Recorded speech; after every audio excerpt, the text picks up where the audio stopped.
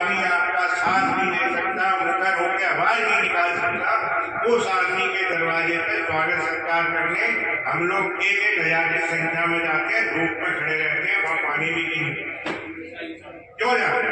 कौन सा स्वार्थ है आपका, या कौन सा आपके समाज या परिवार के लिए कौन सा स्वार्थ सिद्ध किया? मैंने काफी कुछ समय देख चुका हूँ 1 साल के पीरियड में, और मैं यही देख रहा हूँ कि लगातार ब्राह्मण को टारगेट इसीलिए किया जा रहा है कि ब्राह्मण का पतन हो तब सनातन का पतन हो जाएगा। और सनातन के पतन के लिए विदेश तो लगाई है, लेकिन हमारे भारत में वर्तमान सरकारें भी इसी दिशा में काम कर रही है। एक भी सरकार, एक भी राजनीतिक दल, एक भी राजनीतिक प्रतिनिधि जो आपने अपने समाज से भेजा है, उसने कहाँ आवाज उठाई? क्या हुआ? एक संतोष शर्मा ने गाली दी, आप लोग चिल्लाते रह गए। कौन से प्रतिनिधि ने गाली उसको पलट के दी या मुंह खोल के ये कहा कि ये गलत कर रहे हो संतोष शर्मा? भाई आप राजनीतिक प्रतिनिधि है, विधायक नहीं है, सांसद नहीं है, क्यों नहीं बोलते? क्या एक व्यक्तिगत स्वार्थ एक राष्ट्र हित में, एक समाज हित में, एक परिवार हित में है? नहीं है। अरे भाई आपको बनाने वाले तो हम ही लोग थे, हमने बना के भेजा। क्यों भेजा? कि हम लोग रोज गाली करें, रोज धर्मांतरण करें, रोज देवी देवताओं को गाली करें, रोज हम अपने जो धर्म ग्रंथ है उनके लिए गालियां सुनते हैं। बड़े शर्म का विषय है। क्यों दरवाजों का चक्कर काटने जाते हो? थोड़ी बहुत शर्म हो तो बंद कर दो। अगर नहीं तो आप मान लेना ब्राह्मण का पतन बहुत शीघ्र सुनिश्चित किया जाएगा। उसके लिए देखिए आप वर्तमान में एक व्यवस्था और स्थापित हुई वर्ल्ड वाइड, और लोग नहीं पहचान पाए। लोगों ने अनाथ उसका ज्वाइनिंग चालू कर दी, सदस्य बनना चालू कर दिए कि भारत की सरकार बदलने वाली है।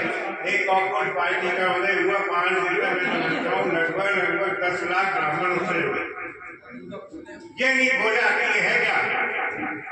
ये सनातन का पतन करने के लिए फिर से एक टीम आर्मी खड़ी की गई, वो विदेशों में बैठ के खड़ी की गई, लेकिन आप लोगों ने ठान लिया। मैंने देखा मेरे साथ के लोग बहुत जल्दी से प्रदेश अध्यक्ष बन गए, कोई राष्ट्र का अध्यक्ष बन गया। जब उन्हें पता लगा कि ये तो वो सकपाल वाली पार्टी है, भीम वाली पार्टी है, तो तुरंत रिजाइन लिख के डाला, फेसबुक पे डले हुए। अरे भाई ऐसा क्या लालच है? हमें नहीं चाहिए कोई पद, ना कोई संगठन चाहिए। आप अपने आप में संगठन, ये भारत की सत्ता जो है ब्राह्मणों के हाथ से ही चलती है, ब्राह्मणों के इशारे से ही चलती है, लेकिन आप अपने महत्व को भूलते जाते हैं। इस महत्व को जान लें, जिस दिन आप अपने प्रतिनिधियों का विरोध करना स्टार्ट कर देंगे, प्रारंभ कर देंगे, उस दिन आप सफल हो जाएंगे। ये मान, अगर वो प्रतिनिधि आपकी आवाज मिलाते, आपके कदम से कदम नहीं मिलाते, तो आप मान लीजिए वो आपके शत्रु है, उन्हें बहिष्कृत करिए समाज से। मैं नहीं चाहता कि ऐसे प्रतिनिधियों का सम्मान किया जाए, चाहे वो कोई भी हो, चाहे मेरा पिता हो, मेरा भाई हो, मेरे बहुत सारे परिवार में भी लोग जुड़े हुए। मैं आज भी उनका इसलिए सम्मान करता हूँ, वो खाइए, लेकिन प्रतिरोध इस कारण है मेरा, और रहेगा, निश्चित रहेगा, चाहे वो कोई भी, कि मैं ब्राह्मण समाज की पहले राष्ट्र देखता हूँ, ब्राह्मण देखता हूँ, परिवार देखता हूँ, और वो क्या देख रहे हैं? व्यक्तिगत स्वार्थ क्या हो रहा है? अभी हमारे कई साथी ने कोई बोल दिया ऐसा, आज ऐसे नाम किसी का नहीं दिया। एक ने हमारे साथी ने बोल दिया काल देंगे। अरे भाई काल नहीं था, और ये तो सब ब्राह्मणों को पता है। हमारे परिवार से निकले थे काल देंगे। जो व्यक्ति अपने को ब्राह्मणों का अग्रज है, हम उनको एक प्रतिनिधि बनाए, और वो प्रतिनिधि ना तो पार्टी में बोल सकता, न संतोष शर्मा पे, न यूपीएससी पे, न धर्मांतरण पे। मैं आज आपको एक टास्क दे रहा हूँ, एक कार्य आपकी संख्या अर्जित होती। और मैं ऐसा मुद्दा साहब से भी प्रार्थना करूंगा, क्यों ये आप सहन कर रहे हैं कि 84 मंदिर के बगल में, हनुमान जी के बगल में एक अम्बेडकर धाम बनाया जा रहा है, जिसे नेता लोग 22-25 करोड़ सैंक्शन कर रहे हैं। क्या हमारा वो मंदिर और तीर्थ को बंद कराना चाहते हैं आप? क्यों नहीं इसकी आवाज उठी? ये आवाज मैंने उठाई, मैंने शिकायत भी की, लेकिन हमारा समाज आगे नहीं आता।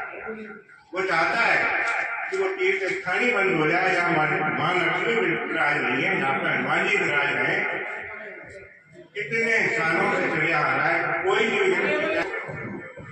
वहाँ रुकता है, दर्शन करके आगे लेके ही आगे। और आज हमारे प्रतिनिधियों द्वारा उस स्थान को बंद कराने की पूरी तरह से कर चुके हैं वो तैयारी, और वो काशीपुर निर्माण हो रही है। मैं तो कहता हूँ सरकार में हमारे प्रतिनिधि हैं, आप प्रतिनिधि हमें नहीं चाहिए, आप मेरे साथ चलिए। मैं कहता हूँ ट्रस्ट आके लोग चलें, और इसमें आपत्ति होता है कि हमारे बगल में हमारे देवी देवताओं के विरोध करने वाले, हमारे धर्म शास्त्रों के विरोध करने वाले हम ब्राह्मणों के सहन नहीं कर पाएंगे। यार इस दिशा में आप लोगों को आगे बढ़ना पड़ेगा, अदरवाइज अन्यथा आप मान के चलिए कि वो स्थान की महिमा बहुत जल्दी समाप्त हो। आप देखिए यूजीसी कैसे कानून लागू आरक्षण चला आ रहा है 70 साल। एक नेता ऐसा नहीं पैदा कर पाए हम कि कुछ हमारे एक कार्यक्रम हुआ था लखनऊ में, वहाँ बीजेपी के बहुत सारे लीडर थे, सीएम जी थे, पाठक जी और राजमिस्त्र भी थे, बहुत सारे लीडर। मुझसे बहुत मना किया कि इस कार्यक्रम में मजदा बोले, मैंने कहीं जाएंगे जरूर, हमारी बात कैसे रहे। मैं गया, मैंने वही बोला जो बड़ा भी यहाँ पे सामने और भी समस्याओं पर बात की। उसका असर ये हुआ, किताबी छोड़ के भागने के तारीफ करूंगा राजनीति साहब की, मेरी तारीफ की, मुझे कहा कि नहीं यही होना चाहिए, क्यों नहीं बोल पा रहे। आज यहाँ संख्या होनी चाहिए, रोड जाम हो जाना चाहिए। अभी यही एक नेता मंत्री निकलता हमारे समाज का तो निश्चित वो रोड ब्लॉक कर दिया जाता, ट्रैफिक को डाइवर्ट कर दिया जाता।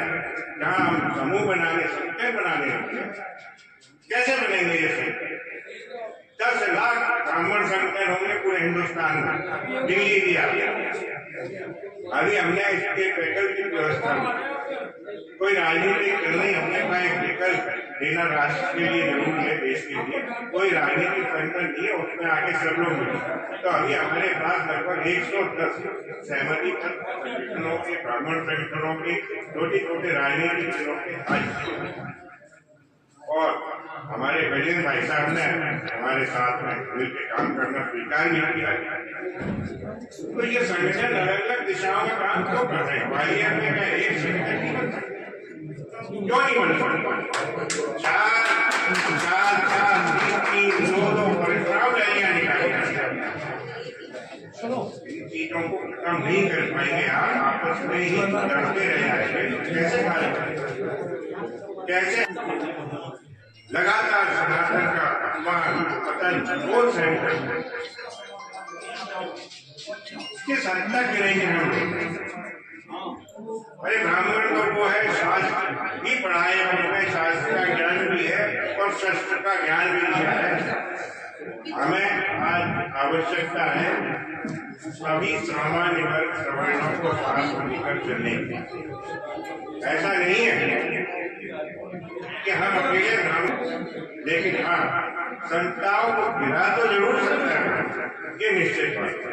और यूपी में ऐसा होने जा रहा है, ये मैं आपको अभी बता रहा हूँ। अगले साल चुनाव में आप देखिए ब्राह्मण वहां पर एक हो चुका है, किसी भी कीमत पे जो राम का नाम लेके सत्ता में आएंगे, ये ब्राह्मण ने तय कर लिया, नहीं देंगे वोट बीजेपी को, न कांग्रेस का वोट नोटा पे जाए या निर्दलीय पे जाए, लेकिन इस बार किसी पार्टी को ब्राह्मण वोट जीतेगा यूपी में, ये निश्चित। हाँ, होते हैं कुछ अपराध जो कुछ खड़े होने के नाम पर, उनके पीछे भी इतना वोट बैंक नहीं होगा। ये बड़ा चेतना डॉक्टर की वाला प्रदेश मैंने देखा, और अभी भी यहाँ से सीधा निकलूंगा तो यूपी था आजकल अच्छी बात है। और ग्वालियर वाले उठा देते बड़े मुझे लगता है कि शायद कमी है सुधारना पड़ेगा। कोई कहता है हमारे नेता शेर है, कोई कहता है ऊपर शेर। हम कहते हैं वो शेर है, ऊपर शेर है, हमारे आदरणीय परम आदरणीय। और मैं चाहता हूँ कि एक बार खुल के बोले ब्राह्मणों के पक्ष में, सवर्णों के पक्ष में, कि जो अंधा कानून, काले कानून चल रहे हैं, ये आवाज हमारे वो शेर उठाए, अन्यथा मैं उन्हें शेर की मान्यता नहीं दूंगा।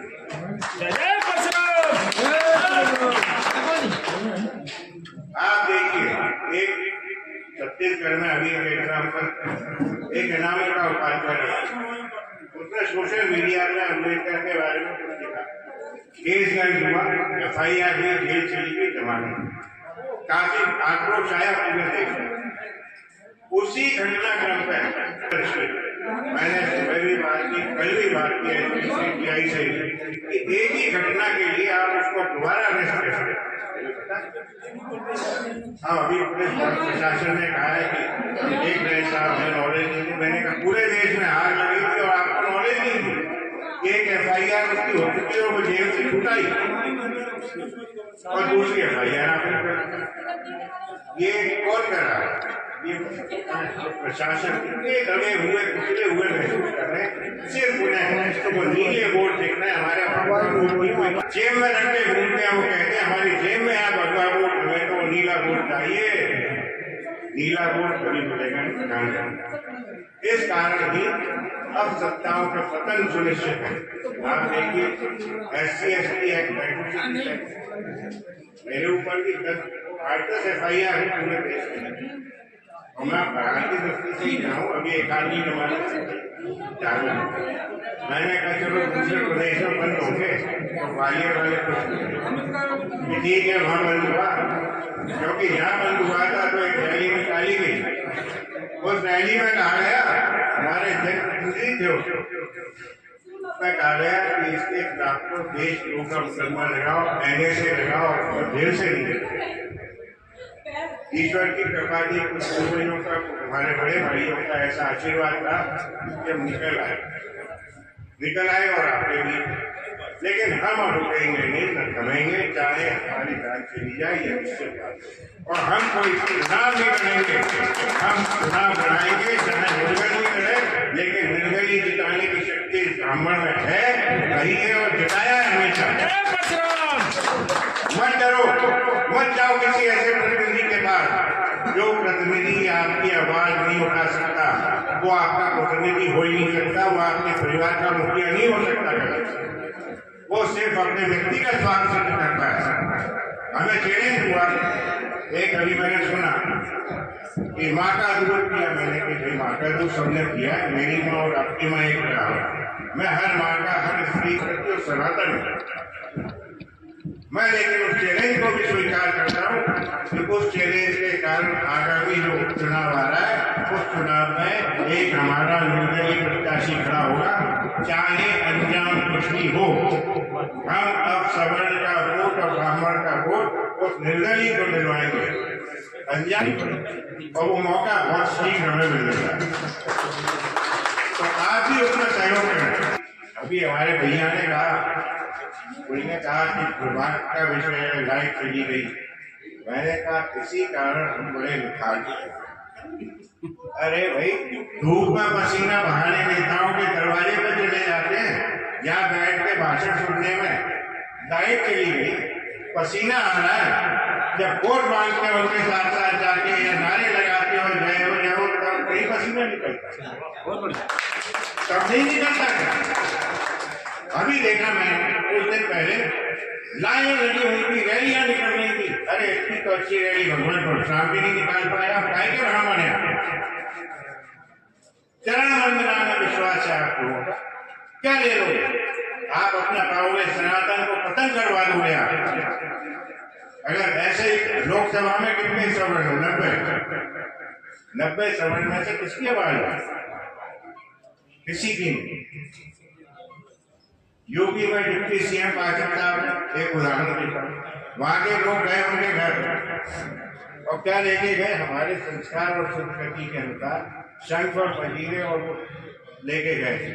जो हमारे उन्होंने बजाना चालू किए, शंख की ध्वनि आखिर 1 घंटे बाद उसका दरवाजा खुला, उनने सम्मान से बैठाया, कहा कि हम कोशिश करेंगे लेकिन हमारी मजबूरी।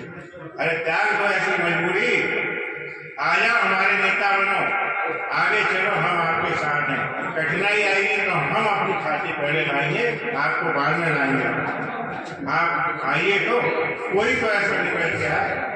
मुझे नेता नहीं बनना, मुझे ना कोई संगठन चला, मैं तो सब संगठनों को एक करने की दृष्टि से, ब्राह्मणों क्षत्रियों को एक करने की दृष्टि से इस दिशा में काम कर रहा हूँ, क्योंकि स्वाभिमान से समझौता ब्राह्मण नहीं कर सकता।